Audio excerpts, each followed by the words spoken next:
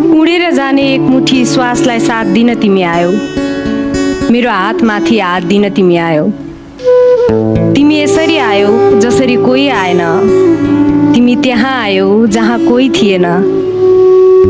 उत्सुकता हराएको मेरो दिनहरूमा रहर बनेर, निभेको मेरो घरमा झिलिमिली सहर बनेर, दुखिरहेको घाउको मलम बनेर, जीवनलाई बुझ्ने नौलो चलन बनेर, जीवन बाँच्दै जाँदा ज्यानले कैयौँ शर्त चाखेको छ।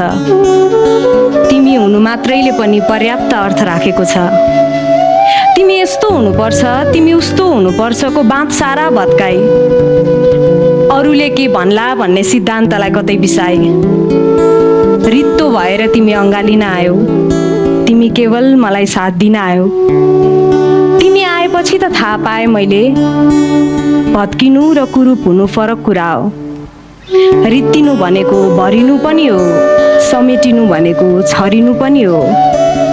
एक अर्कामा समेटिएर हामी प्रेम छरिरहेछौँ र हामीलाई थाहा छ